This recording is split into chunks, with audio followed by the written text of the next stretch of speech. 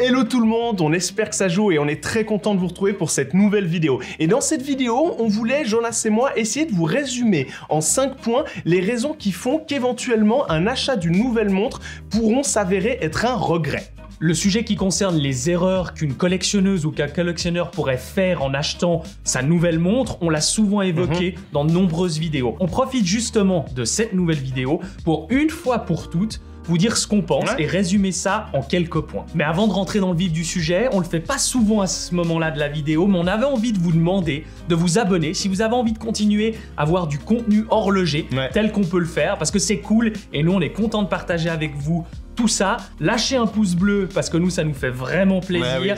Partagez cette vidéo à éventuellement quelqu'un qui est passionné d'horlogerie.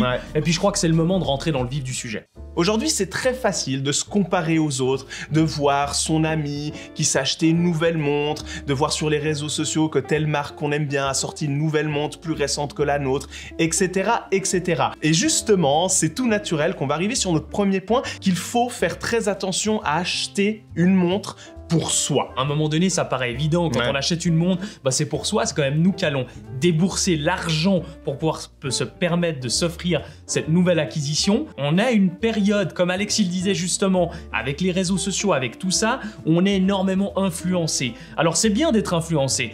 On est peut-être même un peu des influenceurs. Bien placé pour en parler, c'est clair. C'est hyper important et ça nous permet justement de nous faire une base de données, de connaître des nouvelles choses. Mais n'oubliez pas une chose, c'est que la montre que vous allez acheter, c'est la vôtre. C'est vous qui allez la porter tous les jours. Et notre premier point justement, c'est de vous dire, influencez-vous, oui, mais achetez quand même pour vous. Parce qu'au final, votre montre, vous l'aurez tout le temps. Et si vous faites un achat en fonction des autres, on peut vous garantir que sur du long terme, cette montre, vous en aurez ras-le-bol. Ouais, c'est ça. C'est effectivement un point tout trouvé pour vous dire qu'il n'y a pas meilleure manière que de regretter à un moment donné ou un autre. Ça peut être un mois après l'achat, comme ça peut être tout d'un coup une année après, de voir qu'en fait, on a acheté une montre, pas forcément pour des critères qui nous étaient propres à nous, mais que c'était peut-être aussi pour convenir à une mode ou pour aller sur un terrain social qui n'était pas forcément le nôtre à la base, ou pour convenir et puis pour plaire aux autres. Le regard des autres, oui, bien sûr que ça nous importe, bien sûr que c'est toujours quelque chose d'important et c'est humain, mais à un moment donné, il faut pas que ça prenne trop d'importance et que ça court-circuite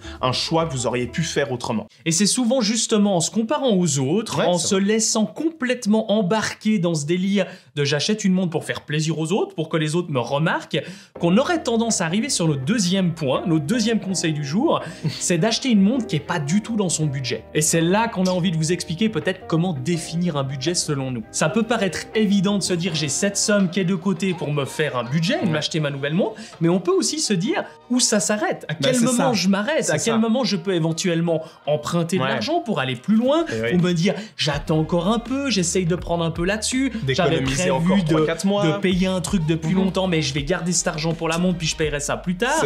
Et c'est à un moment donné, il faut se mettre un stop.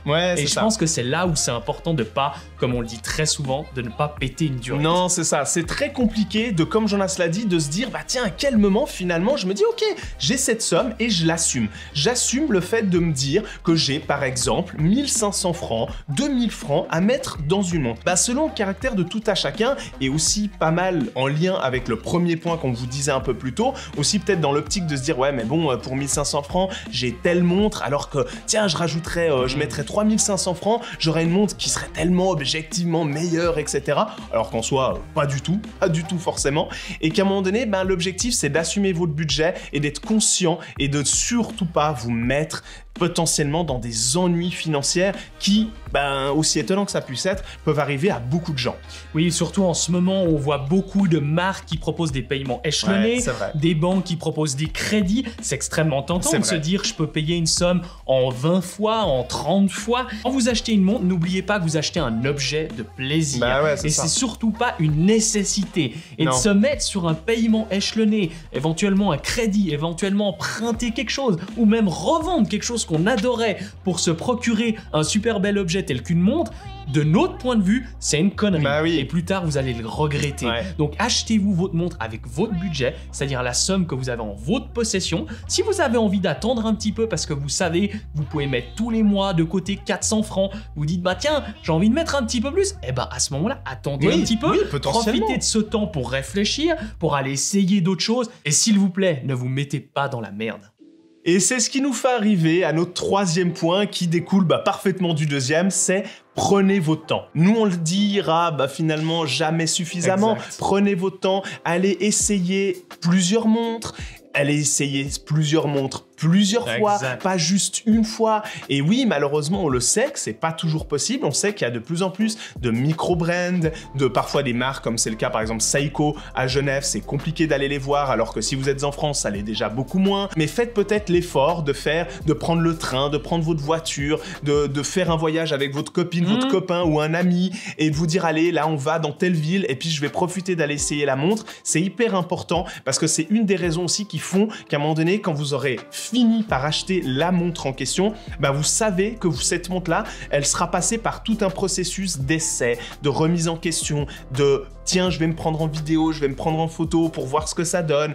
Et ça, c'est assez important. Ça peut paraître hyper paradoxal parce qu'avec Alexis, on vous dit souvent réagissez au coup de cœur. Ouais, mais coup de cœur ne veut pas dire précipitation. Non. Attention, ne confondez pas les deux choses. Et pour vous donner un exemple assez concret de tout ça, très souvent sur Instagram, vous nous posez la question, j'hésite entre telle montre. Qu'est-ce que je dois faire? Et notre réponse, c'est quasiment systématiquement la même. Réagis de 1 par coup de cœur, mais surtout de 2, prends ton temps. Et puis, à un moment donné, ton choix va se faire. Ouais, c'est ça, le coup de cœur va se définir, va se dessiner d'une certaine manière un peu tout seul. Exact. À force d'aller voir des montres, le petit filtre qu'on se met à soi-même va se restreindre. C'est-à-dire que là où au début on avait peut-être, 5 montres dans notre liste, peut-être ça va se réduire à 3, puis ensuite à 2. Puis une fois que ce sera à 2, là, il faudra vraiment faire un choix. Puis allez, je vais réessayer les deux. J'ai mon truc, c'est les 2 finalistes du concours. Et boum, j'en choisis une, c'est le coup de cœur, c'est parti, c'est le cœur qui parle. Et en plus de ça, ça rentre dans mon budget, je l'ai fait pour moi, etc., etc. Et vous savez quoi, on marque une petite pause parce que peut-être pour parler de tout ça, on peut le parler en live, en vrai, et on pourrait, pourquoi pas, faire un deuxième événement, abonné, et je crois que c'est prévu justement, donc c'est pour ça qu'on lance les inscriptions. On va faire un deuxième événement de nouveau chez Breitling Genève, qui est bien sympatoche de nous accueillir, oui, c'est clair. Et on se retrouvera le 10 mars à partir de 19h à la boutique Genève. Pour ceux qui connaissent, c'est au Quai des Bergues, donc n'hésitez pas à nous envoyer un mail sur l'adresse qu'on vous mettra en description pour vous inscrire. Tout ça est bien entendu gratuit, on passera un bon moment, puis on pourra peut-être éventuellement discuter de ces différents points ensemble. Et puis si vous n'êtes pas là, n'hésitez pas à aller dans les commentaires, donnez votre point de vue face à tout ça, et ça pourra créer une bonne réaction, ça pourrait être assez cool. Je crois qu'on a toutes et tous, à un moment donné, vécu une expérience qui est assez commune dans l'horlogerie, c'est de voir arriver un ami à soi ou un membre de sa famille avec une nouvelle montre, genre une Rolex. Je dis ça, je dis rien.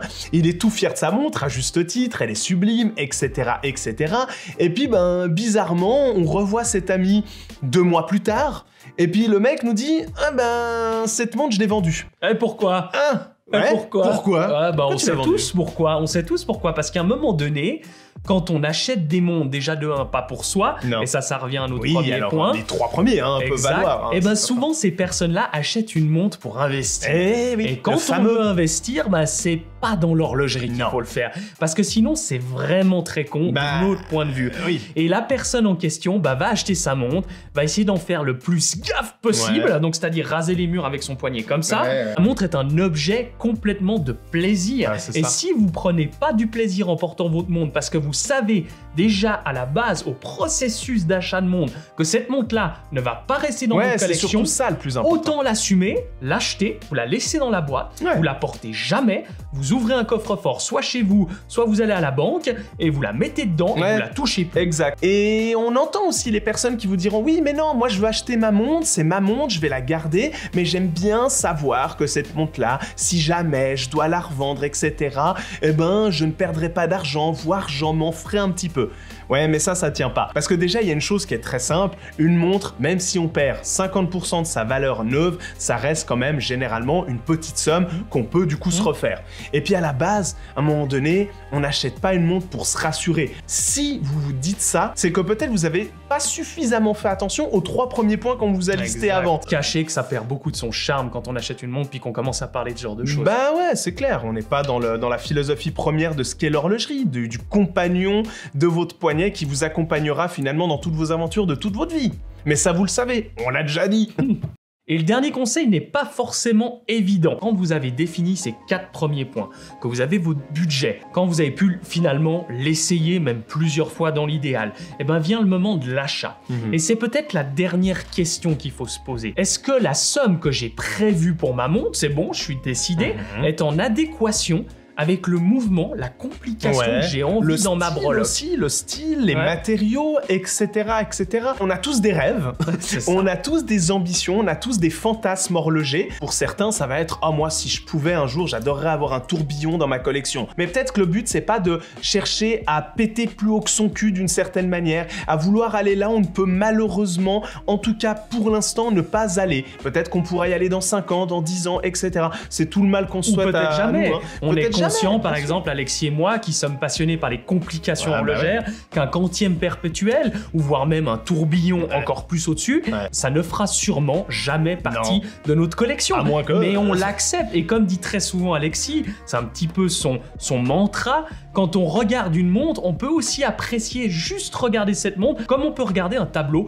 Picasso sans vouloir forcément le posséder. C'est ça. On vous empêchera pas d'aller acheter votre micro-rotor chinois à moins de 1000 francs, on vous empêchera pas ça. Et c'est pas l'objectif de cette vidéo. Mais si vous le faites, faites-le en tout état de cause. Nous, l'objectif, c'était de vous partager ces 5 points qui, comme vous l'avez compris, finalement se retrouvent énormément. Dès qu'on parle d'un point, on est forcément obligé d'en parler d'un deuxième, parce que si on a fait un achat de montre pas assumé, c'est que généralement le budget ne l'était pas, etc., etc. Tout se retrouve, tout se lie. Finalement, en gros, si on devait résumer cette situation, c'est faites un maximum pour faire les choses consciemment, pour faire les choses pour vous, pour qu'au final, votre montre, ça soit la vôtre et que vous en soyez content. Et allez-y dans les commentaires franco, partagez toutes vos expériences que vous peut-être vous apprêtez à faire, parce que c'est hyper cool pour les autres de s'inspirer aussi de ce que vous avez à dire. Clairement. Likez cette vidéo, comme d'habitude aussi, il faut nous suivre.